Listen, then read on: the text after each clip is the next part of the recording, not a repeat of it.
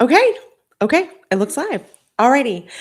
So the first thing that I wanted to talk about is debate versus discussion. First of all, I want to say if you are ever in a romantic relationship, interpersonal relationship, friendship, you shouldn't really be having any kind of debates. Debates are not something that really have a place in interpersonal relationships unless it's about, I don't know, world events or something like that. You should never be in a debate with your partner or a parent, friend.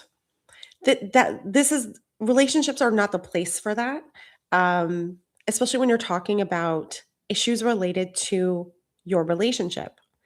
However, it might be fun to talk about I can't even say politics because that's a nightmare.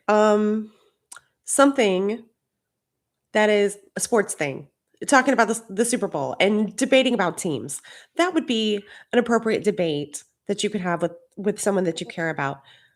But really, in general, especially regarding interpersonal issues, we are not debating people. And anyone who wants to debate you, like a partner, your parent or a friend, that person doesn't respect your opinion.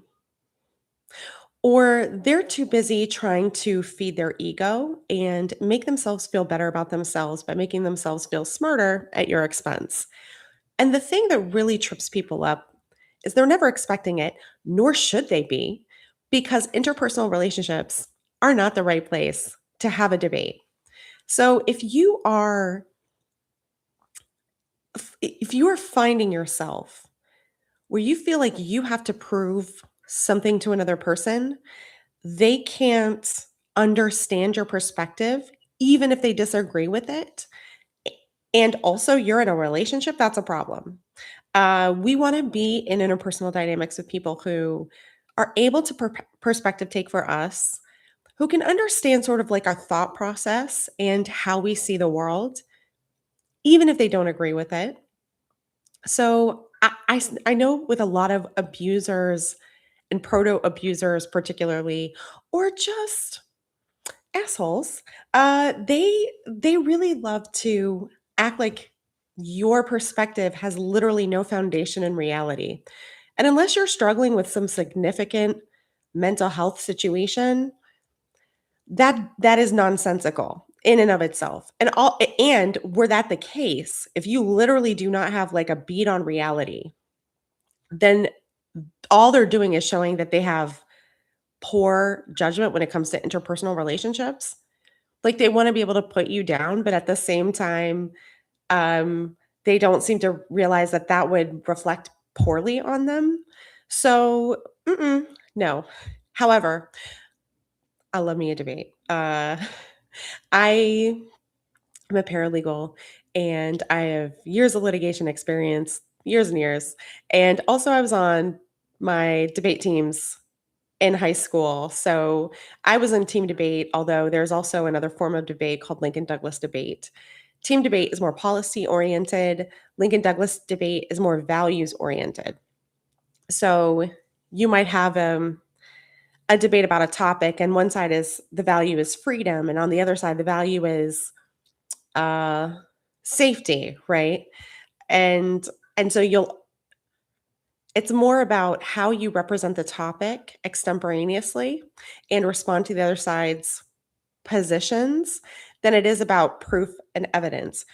Whereas in team debate, you get a topic to prepare for, and then you go get a bunch of evidence. So you go look at scientific studies or publications, journal, academic research, newspapers. Well, back in the day, we actually used to like clip things out of a newspaper, or like sometimes you'd print it off. Um, but you'd amass like a lot of evidence on your topic, and then when you go into the debate, you would either get the pro or the con side. You had to be prepared for both, which is how you do it in the legal field anyway. Um, you need to be able to prepare. You need to be able to argue both sides of the issue, because if you can't argue both sides of the issue, you don't understand both sides of the issue, then you are not prepared for what the other side is going to do, like in a litigation situation, in a hearing in front of a judge, during trial. In fact, sometimes it's really good to get someone to come in and act as if they're the opposition, or you get a client to come in and then you depose them or lightly interrogate them the way opposing counsel might, on a stand or in a deposition. And it really gives people an idea of like, okay, what is this process going to look like? Um, oh, I have something dripping and I don't know why. That's fine. That's fine. So anyway, when you're in a debate with somebody and it's ad hoc, impromptu, whatever, it is generally speaking occurring because there's a difference of opinion somewhere. And there's a general trend that the debates I participate in tend to go in. Uh, that is not to say that all debates do this, but a lot do. And one thing that I do want to point out as well, is that people are not good at tracking claims across a debate. So every time you make a statement, an assertion, that's a claim. You're making a claim about reality, you're making a claim about how things are. And then you might bring up evidence to support your claim. So you might refer to something that's existing or a news story that you read. You might refer to something scientific. Whatever the discussion is about, you're you're going to be trying to find things that prove that claim. So if you're writing an essay, it's the middle paragraphs where you have your little thesis of the paragraph and then your three supporting proofs for that thesis. Essentially, that's the same thing in a debate. Although I find that people really struggle to track those claims across the debate because it's really hard to keep it in your mind if you're not used to thinking that way. Anyway, so it starts off where there's like a difference of opinion, and then people start making their claims, and then you start bringing in your evidence for the claims, and then it starts to go back and forth. And then what ends up happening for me, for me specifically, and by the way to win a debate, first of all, is to never start a debate that you don't know that you're 100% right on. I've made that mistake before. I was involved in a debate on GMO, like apples. And I gotta tell you, I did not know that I did not know anything accurate about GMO apples. So I learned my lesson. Never, don't even have an argument. Even if I have an opinion, if I need to like self-reflect and think, okay, I have this opinion, but do I have an informed opinion? And most of the time, for many topics, the answer is going to be no.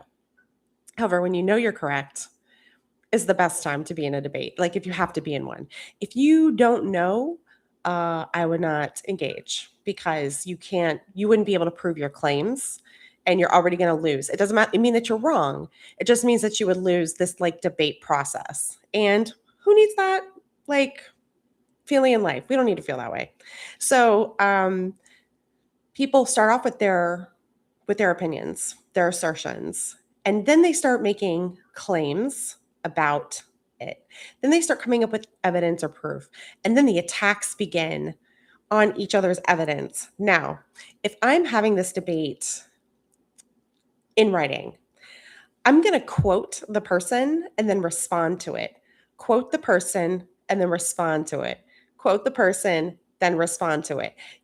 To be able to keep it nice and tight. You made this statement, here's my rebuttal. This statement, here's my rebuttal. Right? And the rebuttals, obviously, you want them to be effective. This is not for everybody, for real. Not everybody should be in a debate. We should leave that to people who like this is like a way that they can operate. Debating is not for the faint of for the faint of uh heart, really. So statement, rebuttal, statement, rebuttal, statement, rebuttal. And I never start off I never start off being like sassy. I always start professionally. And then if they introduce a little bit of attitude, then I'm like, okay, now I have permission to do that without someone, you know, calling me aggressive or something. So if they open the door with some attitude, with some ad hominem attacks, like they're attacking me as a person and it's not relevant to the debate, it's like, okay, now we've opened the door. So I will never initiate those, but I will respond. And um, I like to save the ad hominems for much further down in the debate because they'll show themselves over time to be rude, inappropriate, lying, whatever it is. And so I can then go, well, no, you've been doing it this entire time. And then if they try to say, like, oh, you shouldn't be attacking me in an ad hominem attack, it's like, well, I'm very confused because you started this by saying XYZ. So, this is a rules for thee or rules for me, but not for thee situation. And they don't like that. So anyway, so I never start the ad hominem attacks. I never start the attitude, but I will go there. But I like to make sure that there's a clear pattern of who's responding, let's say professionally. It doesn't have to be nice. It can still be assertive or aggressive. But the outright rudeness, I don't like I personally I don't feel as on solid ground to start that. Like I wouldn't do it that way. So anyway, what ends up happening when you start rebutting all of their claims effectively is they start getting very nitpicky about um, procedure or the facts. They're trying to figure out, how to save their case essentially. So if they're wrong, they're going to attack you on procedure, or they're going to attack you on you as a person. And again, I ignore attacks for the most part until I'm ready to respond. You do not let somebody emotionally bait you with their nonsense. No, no, no. You got to be locked in on the arguments. And then when you're ready at the right time, you call them out for the attack. But you don't just respond that way because they are not driving it. You do not want them to be driving the debate. You want them to be responding on the back foot. Like if you're, like a boxer, you want to be the one that's coming in hot, and they're having to defend themselves versus being the defense position. Um, anyway, also never debate if you're doing it like on the internet. I never debate on a phone. Don't do it. Do it on a computer. You want to be at your computer, tippy tappy, 500 tabs open of things that you can reference. And one thing that's really interesting that I've seen people do is once you get down to those bottom layers, where now they're just like attacking you or pretending they're oblivious to the fact that you have absolutely obliterated their claims, and they get in a circle of like what the things that they're saying. They'll make claims, characterizations about the claims that you're making or the way that you're debating that aren't necessarily accurate. And interestingly,